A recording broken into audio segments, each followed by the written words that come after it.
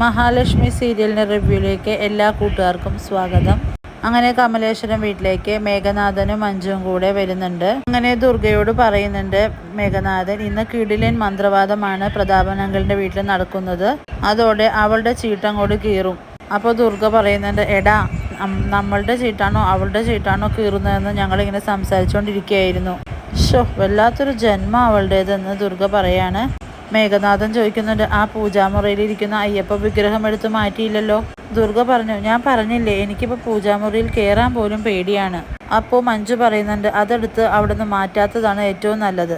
ഞാൻ ഏട്ടത്തി ഇവിടെ ഉള്ളപ്പോൾ പലതവണ കണ്ടിട്ടുണ്ട് ഏട്ടത്തി ആ വിഗ്രഹത്തോട് സംസാരിക്കുന്നത്. ഏട്ടത്തി പറയുന്നതൊക്കെ ഭഗവാന് കേൾക്കാമെന്നാണ് എനിക്ക് തോന്നുന്നതെന്ന് മഞ്ജു പറയാണ്. അപ്പോൾ മേഘനാഥൻ പറയുന്നുണ്ട്, കുറച്ച് ദിവസമായി അവർക്ക് സപ്പോർട്ടായിട്ടാണ് ഇവള് സംസാരിക്കുന്നത്. അപ്പോൾ ദുർഗ ചോദിക്കുന്നുണ്ട്, നിനക്ക് എന്താടി മോളെ പറ്റിയത്? നീ എന്താ ഇപ്പോൾ ഇങ്ങനെ കഠിനവ്രതമൊക്കെ എടുക്കുന്നത്? എൻ്റെ ഭർത്താവിന് ഇടയ്ക്ക് ചില കുഴപ്പങ്ങളൊക്കെ ഉണ്ടായെന്ന് എനിക്ക് തോന്നി, അതുകൊണ്ടാണെന്ന് മഞ്ജു പറയാൻ കേട്ടോ. അതുകൊണ്ട് ഭർത്താവിൻ്റെ സ്വഭാവം നന്നാക്കാൻ വേണ്ടിയിട്ടാണ് ഞാൻ ഈ വ്രതം എടുക്കുന്നതെന്ന് ഇത് കേൾക്കുന്ന മേഘനാഥൻ പറയുന്നുണ്ട്, ഓ അതിനാണല്ലേ നീ ഈ വ്രതം എടുക്കുന്നത്? അപ്പോൾ ദുർഗ പറയുന്നുണ്ട്, ഓ അങ്ങനെയാണെങ്കിൽ അത് നല്ല കാര്യമാണ് മോളെ.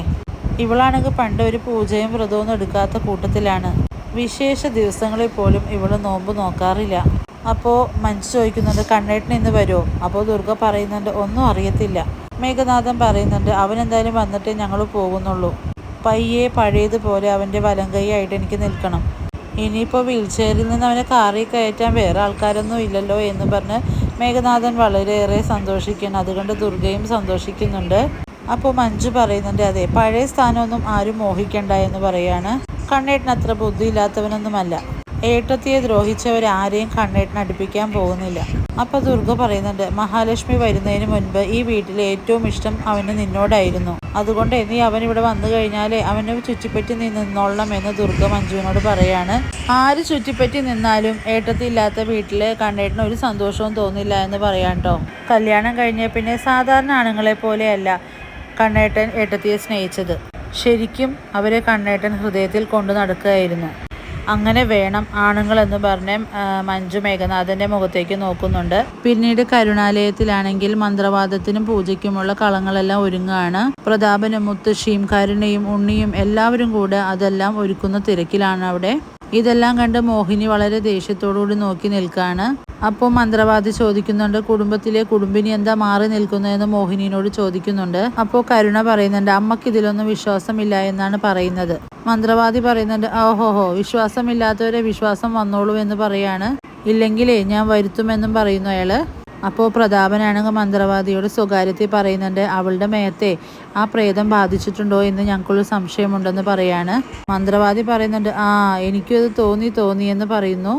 ഞാനിവിടെ വന്നതിന് ശേഷം സാറിന് സഹധർമ്മിണിയെ സൂക്ഷിച്ചു നോക്കിയപ്പോൾ ആളൊന്നും ഇങ്ങനെ പൊളകൊന്നുണ്ടായിരുന്നു, അത് ഞാൻ കണ്ടായിരുന്നു എന്നെല്ലാം പറയാണ്ടോ അയാള്. ആ പൊളച്ചിലും വിളച്ചിലും ഒക്കെ ഞാൻ ഇന്നത്തോടെ മാറ്റുമെന്ന് മന്ത്രവാദി പറയാണ്ടോ.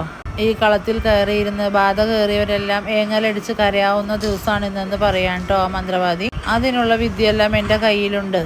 അപ്പോൾ മുത്തശ്ശി പറയുന്നുണ്ട്, അവളുടെ മേത്താണ് ബാധ കയറിയിരിക്കുന്നത്, ഒച്ചത്തിൽ പറയാതെ എന്ന് പറയാണ്. ആ ആത്മാവ് കേൾക്കത്തില്ലേ? അപ്പം മന്ത്രവാദി പറയുന്നുണ്ട്, കേൾക്കട്ടെ മന്ത്രവാദത്തിന് മുൻപ് തന്നെ അത് ഒഴിഞ്ഞു പോകണമെങ്കിൽ പോയിക്കോട്ടെ എന്ന് പറയാണ്ടോ. അതായിരിക്കും അവൾക്ക് നല്ലത്. പക്ഷെ പോകരുതെന്നാണ് എൻ്റെ ആഗ്രഹം. കുറേ നാളായി നല്ലൊരു ആത്മാവിനെ കളത്തിലിരുത്തിയിട്ട് വറുത്ത് കോരിയിട്ട് കുറേ നാളായി ഇങ്ങനെ ഒരു നല്ലൊരു ആത്മാവിനെ കിട്ടിയിട്ട് പഠിച്ച പണിയെല്ലാം തുരുമ്പെടുത്ത് പോകുന്ന മന്ത്രവാദി പറയുകയാണ് കേട്ടോ. അങ്ങനെ വരാൻ പോകുന്ന എപ്പിസോഡുകൾ വളരെ ത്രില്ലിംഗ് ആയ എപ്പിസോഡുകളാണ്.